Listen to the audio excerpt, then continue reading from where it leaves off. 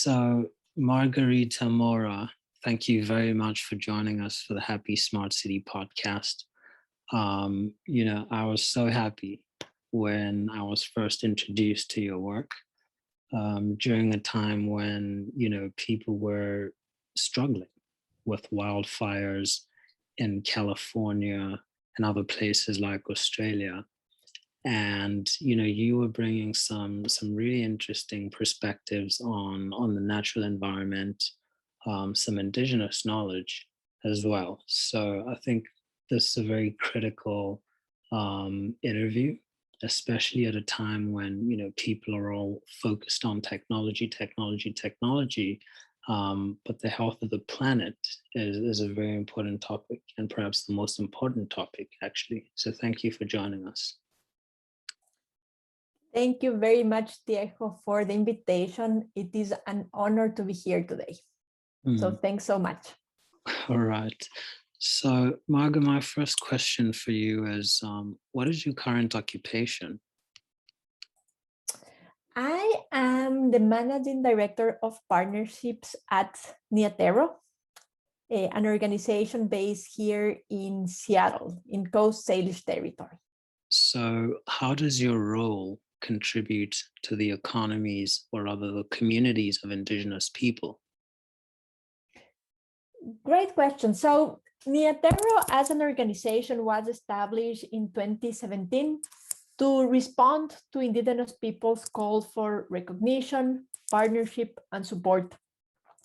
And we at Niatero are fully focused on working alongside Indigenous peoples to secure the health of their territories and their cultures. When you talk a bit more about my role, I am working fully on the implementation of Niatero's mission. And a lot of my work has to do with ensuring that with all we do, we recognize and respect Indigenous people's rights to self-determination, right? So this involves providing strategic guidance to the Niatero team on how to be the best partners we can be to Indigenous peoples. It involves defining our approach to setting good, strong, and healthy partnerships. And I am also accountable for the success of several of Niatero's programs, including the work in Amazonia, of an initiative that we have that it is called the Wayfinder Circle, of the Leadership Fellows Program, of our biocultural monitoring system, among others. And when thinking about contributions, I really want to show that foundations can relate and work alongside Indigenous peoples in a different way, right?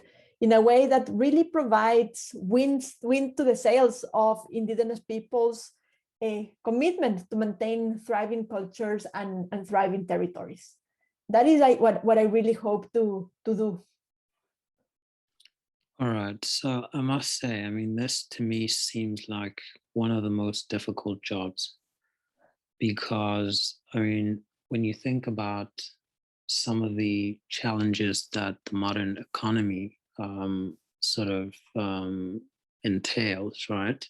I think it was about 32 years ago when the aurora borealis, or the geomagnetic storm, the solar plasma interfered with the magnetosphere, and then it destroyed, national power grids, but also it's got the ability to erode, oil and gas pipelines. So, in areas where there's protected communities and the natural environment that's protected, I think it's always sort of difficult when problems do happen, whether it's an oil spill, it could be anything, it could be anything. How do you sort of try and communicate, best interests? To convince Indigenous people that, modern civilization, has their best interest at heart. How do you even start to build such a relationship? this is a very interesting question, because reality is that our planet is home to more than 450 million indigenous peoples, right? 5% of the entire population. And many, if not most, are fully engaged with the modern world. You know, you have indigenous leaders such as Jason Edward Lewis that are directing the Center of Indigenous Futures at Concordia University, or Lehua Kamalu, who is a trained engineer and a navigator, a traditional navigator from the Polynesian Voyaging Society. So most of indigenous peoples are fully connected to the modern world. Many things of the modern world are extremely exciting, right? The modern world has brought incredible things for indigenous peoples and for us all, such as vaccines, the internet, motorized transportation, right? And I think that this all adds value to indigenous peoples, as long as they have the opportunity to understand well and decide how all this technology is rolled out in their territories. It can be even better if they have the opportunity of co-designing technological solutions with people from outside, right? And one of the things that it is key here is that it is not that the modern world is amazing. There are certain things of our world that are not that great, and that it can help us think better on how we think about where we are now as humanity. Mm. I'm gonna go on to the next one, and that's a very amazing answer. I didn't know that there was a lot of sort of people in the indigenous communities who who are very, very well advanced, and so can bridge that gap very easily. I've always thought that there's not so many, and I've always wondered about the communication dynamics. But when you talk about the design thinking, or at least the inclusive process of decision making of how to integrate modern systems into the communities, that's with that totally. So the next question is, in your opinion, to what extent can modern civilization and the fourth industrial revolution add value to indigenous communities? In the reverse, what can world leaders learn from indigenous leadership systems? Yeah, the modern world, as I mentioned, has amazing things, right? And I know that we all cherish the ability to have good or better health system and access to vaccines and other things that I just mentioned a moment ago. But the process is really important, right? On how all of these really can add value to indigenous peoples.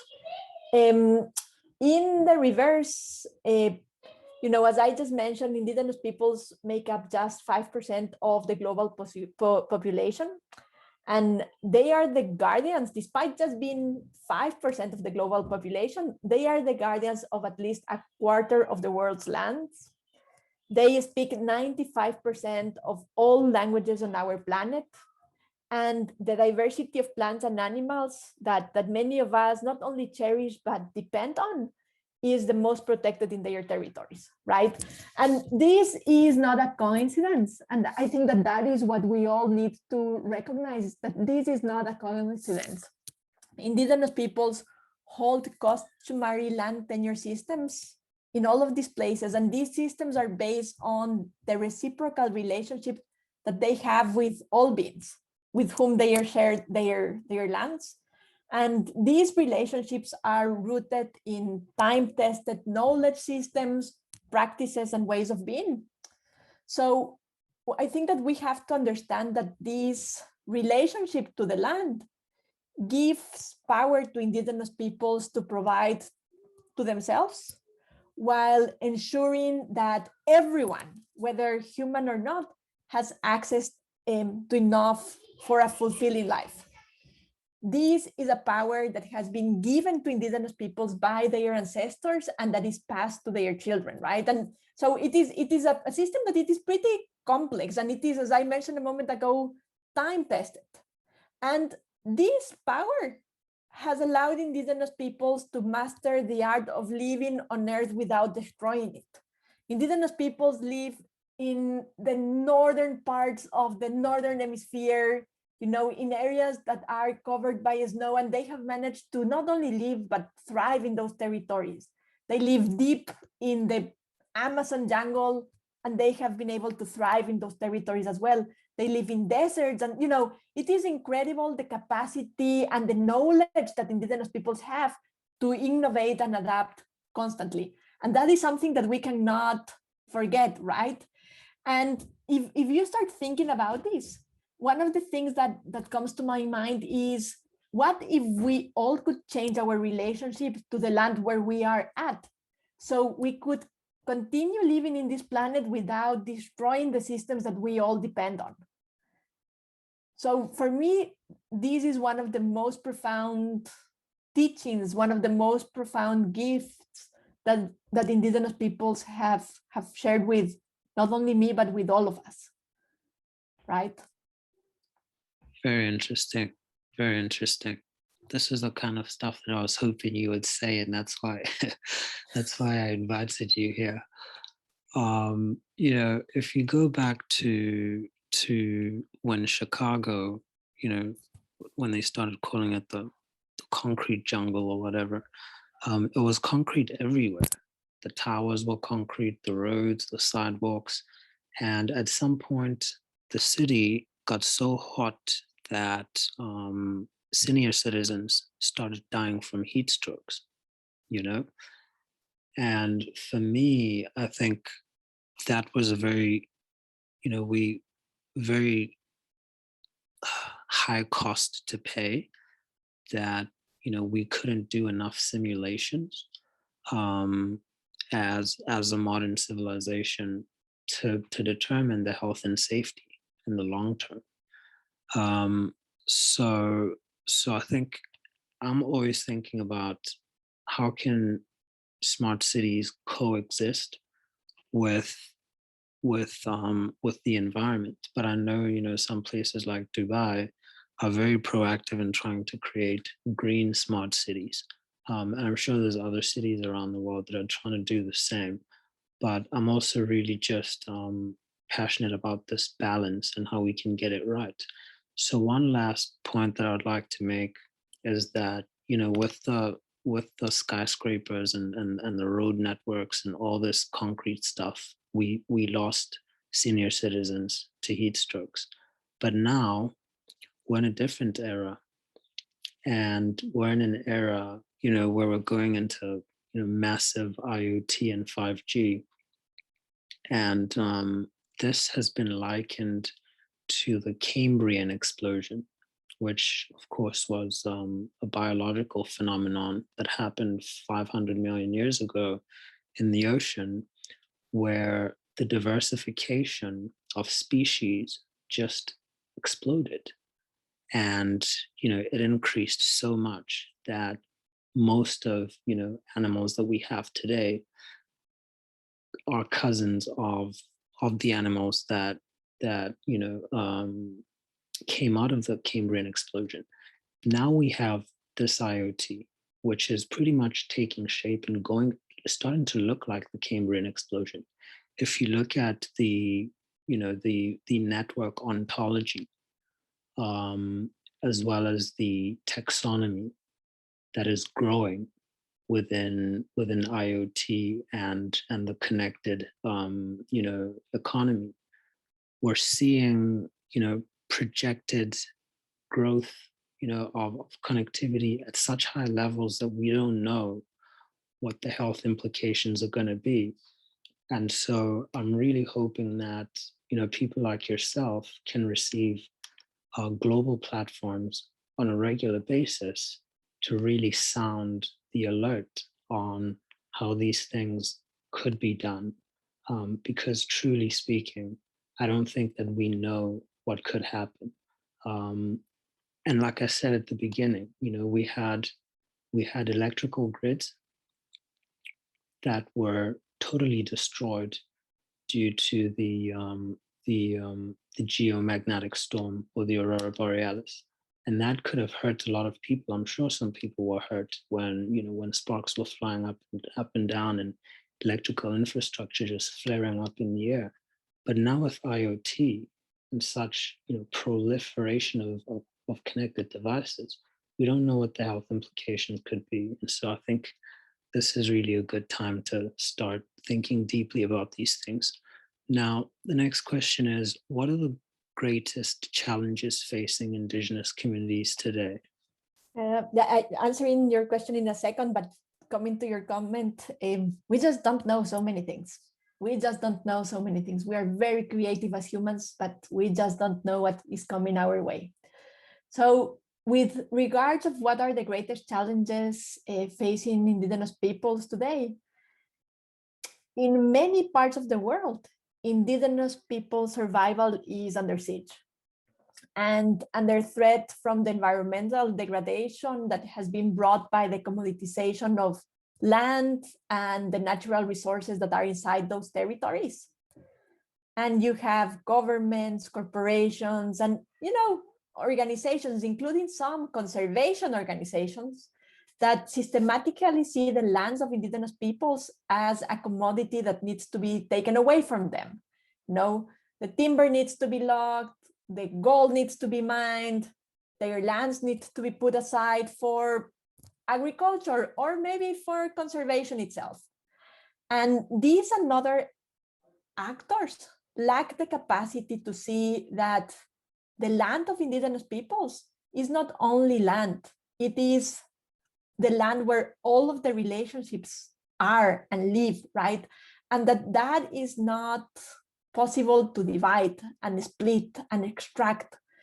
And as a result of this greed for land, many Indigenous peoples are subjected each day to violence, threats, kidnap, and murder.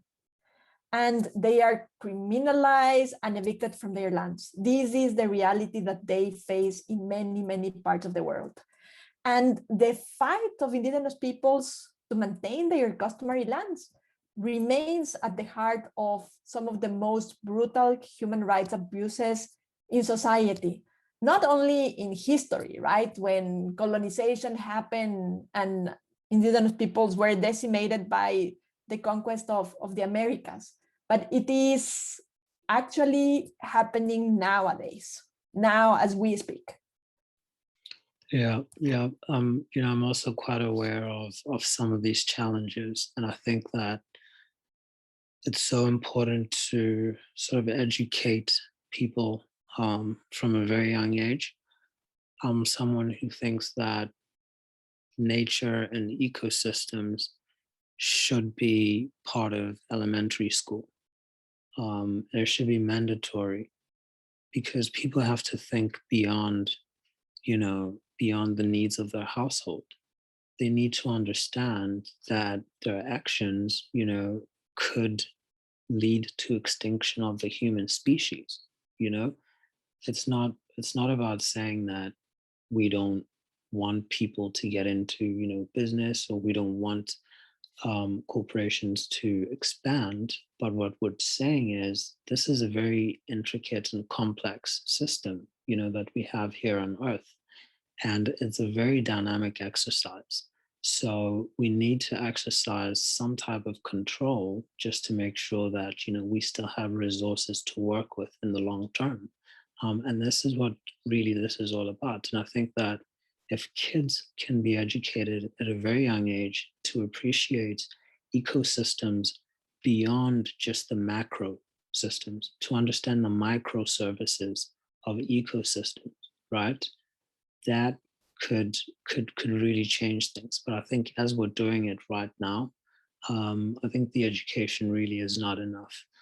The next question is, as someone who has deep understanding and experience working with Indigenous people, as well as leaders of the fourth industrial revolution, What do you think the major differences are between the two camps? So just to underscore here, I know we've kind of touched on this, and we've explained that there's merits from both sides. But what do you think the major differences are? I love this question because this morning we launched the Niatero Leadership Fellows Program for Indigenous people, right? And it is focused on youth, on the youth that are not elders, but are also not the teenagers hooked to the phones, right? And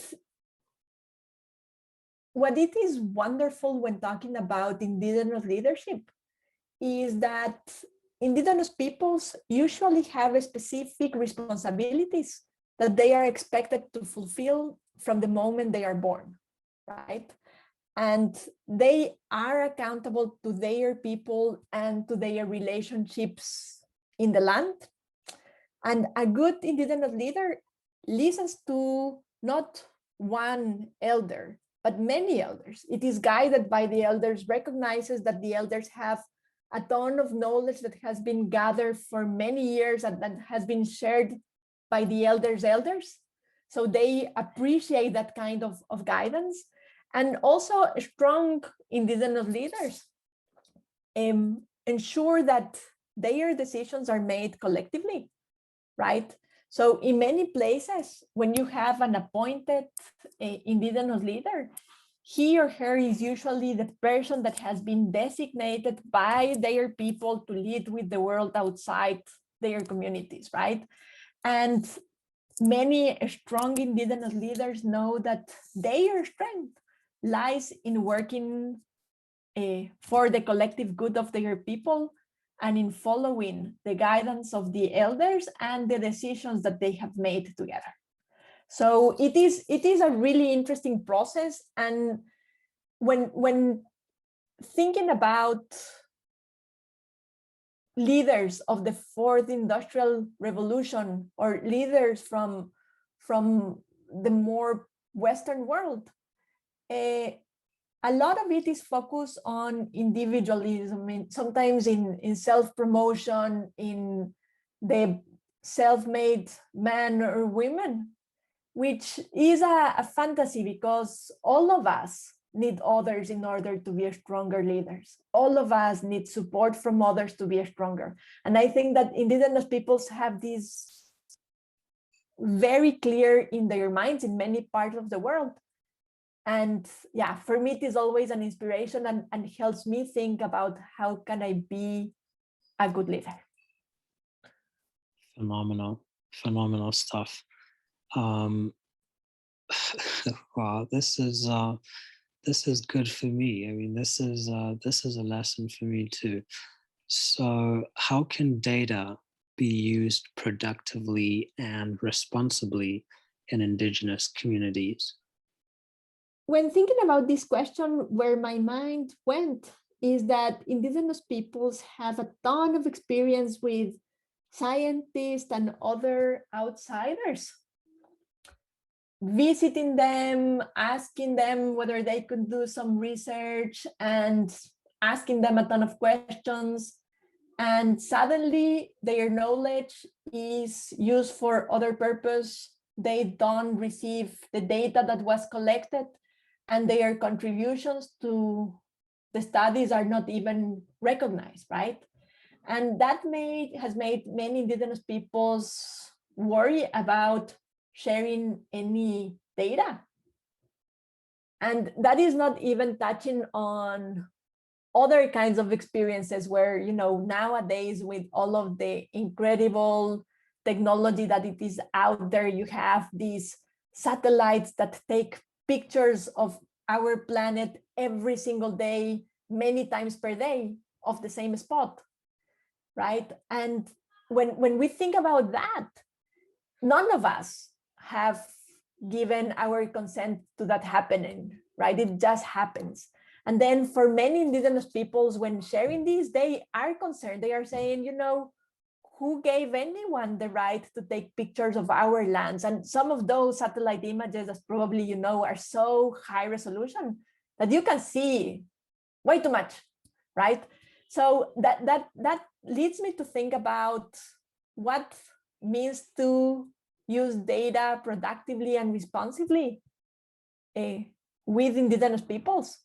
And the first step is recognizing that Indigenous peoples have the right to manage and store their own data.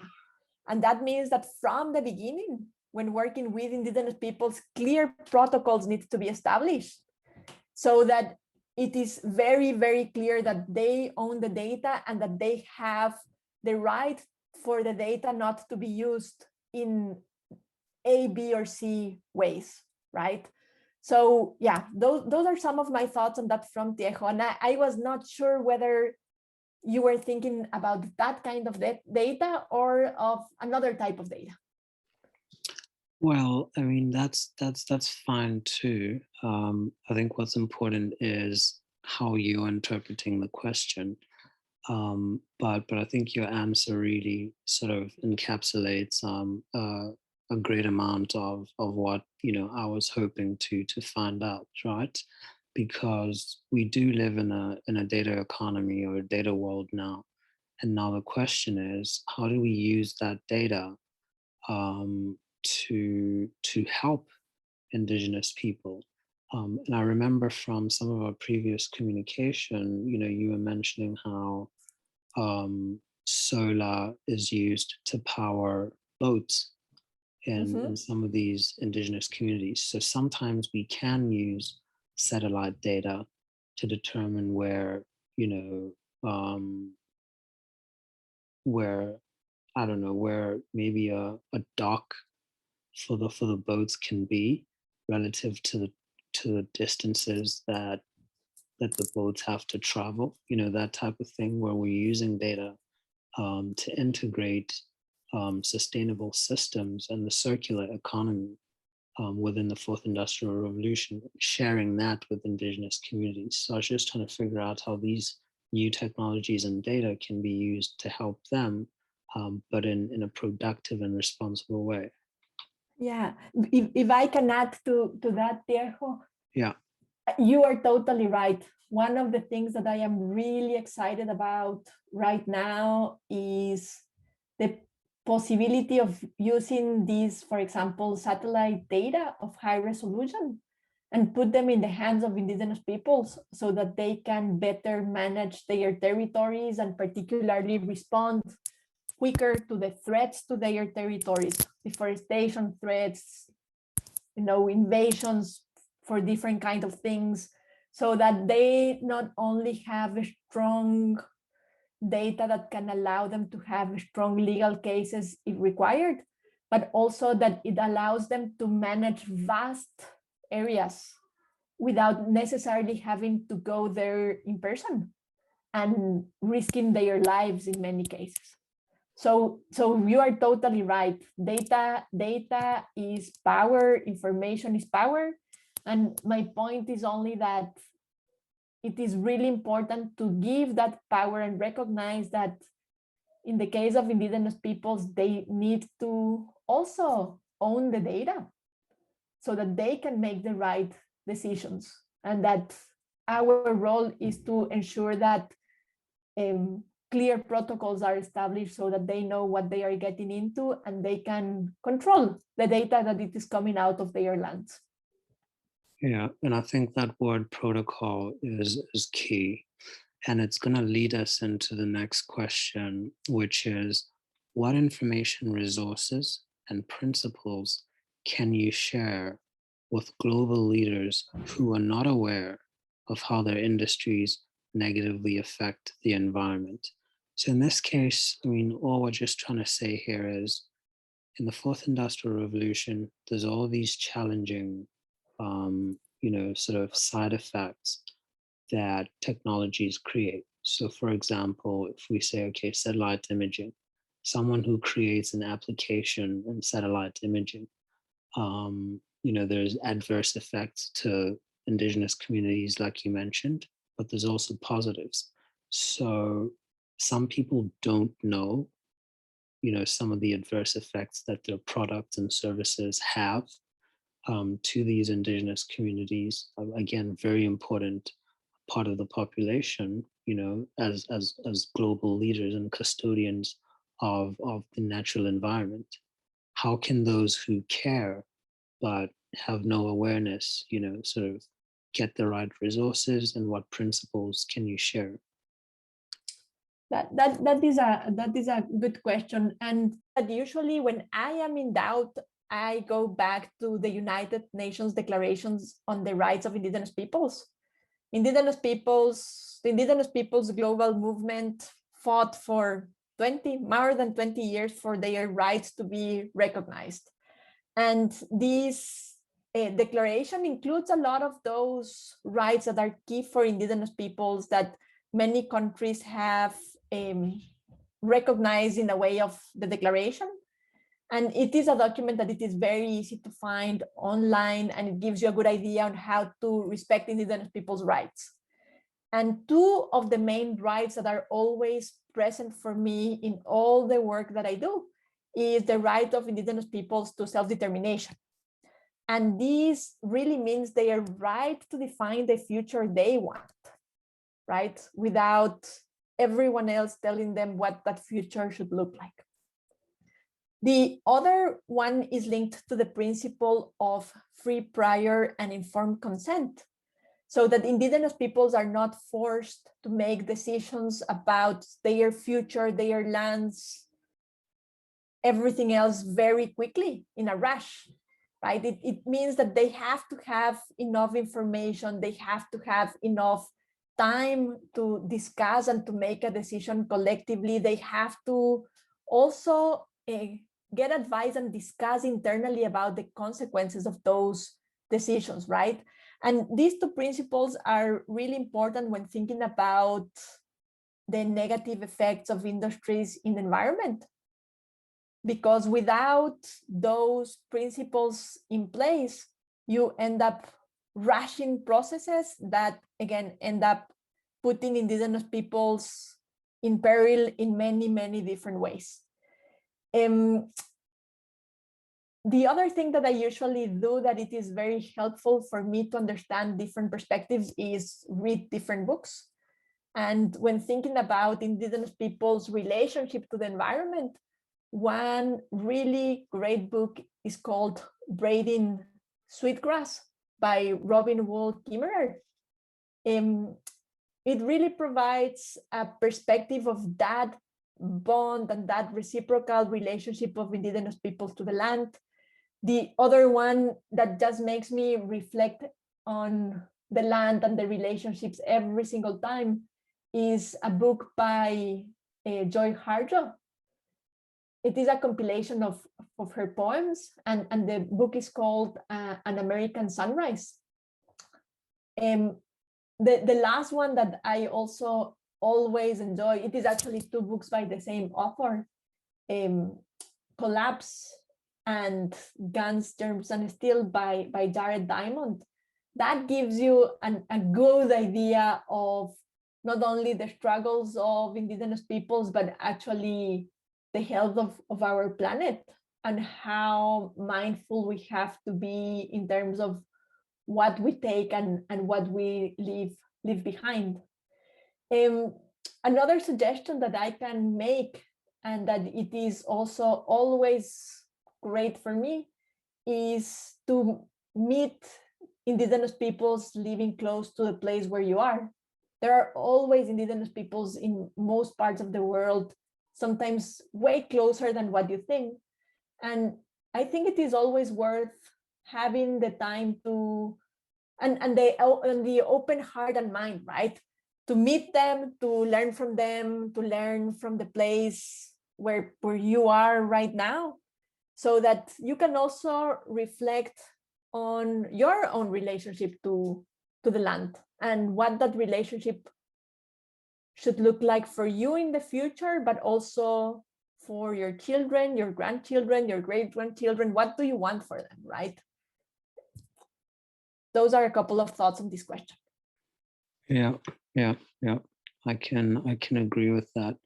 And I can also tell you that I also do have like plans to sort of travel, to different indigenous regions to just really figure it out for myself. I think anyone in the world who has an opportunity to travel should get in touch with different groups that can help them, gain access in a responsible way, of course, not to intrude in these communities, but to just get those exposures, because once you're there and you see that, this is our home, there might be a little bit of empathy that goes into how you start thinking about, sort of indigenous communities in the future.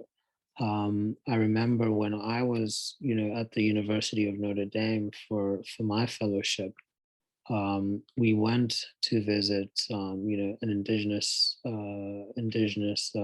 group. I think it was in Chicago, or somewhere between Indiana and Chicago. And we were exposed to everything from the food to some of the tools that the ancient peoples used to use for everyday stuff around the house, right through to hunting. How lessons were passed on, as like fireside chats, not a fireside chat on a sofa like people do today and there's no fire, but actually, actual discussions around a fire where young people would earn rites of passage and so forth. They started to become much more holistic leaders as they grew up. So I'm quite sensitive of that, and I still try to sort of increase my relationships and learn more. Again, to also spread the word with platforms like the Happy Smart City Forum, which I hope will be a platform where people don't just implement these smart cities and these technologies for the sake of doing it, but we have to remember that these technologies serve us as human beings and we don't serve technology. So at the end of the day, it's all about the environment and it's all about the human beings. So Marga, the last question for you is, what element of technology, or rather what technologies, should nations prioritize on to maintain stability and prosperity in the indigenous communities? As you just said, Viejo, technology is usually not good or bad. It is the use of the technology that leads to good or bad outcomes. And in the case of many indigenous peoples, technology can be really important, for example, in terms of the recognition of land rights, right? And ensuring that those are secured. And there are many apps nowadays and other systems that can support indigenous people's efforts to secure their lands and monitor their lands with drones and many other things, which are fantastic. But in many places, more than the technologies themselves, what needs to happen is the recognition and respect of indigenous people's rights, including their rights to self-determination. And that is quite connected to nations recognizing indigenous people's collective land tenure. I think that is one of the biggest struggles for the survival and well-being of indigenous peoples. They lack recognition in so many parts of the world, and their lands are taken away from them. Sometimes their existence as peoples is not even recognized constitutionally and legally. So I think that for everything, the first step is being in solidarity and working alongside indigenous people so that their homes can remain their homes, that they are not expelled from their homes, and that they can maintain those relationships to their land that most of us have lost.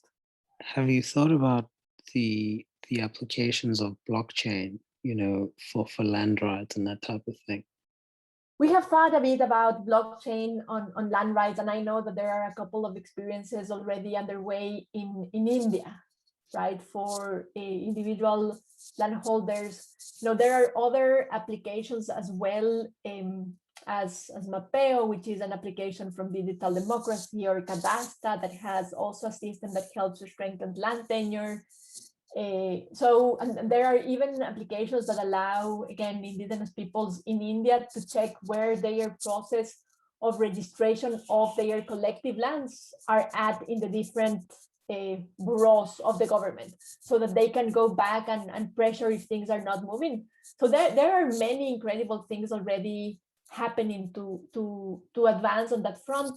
And as I say many times, it is not only the technology, but it is the actual political decision of recognizing and respecting indigenous peoples and their land rights.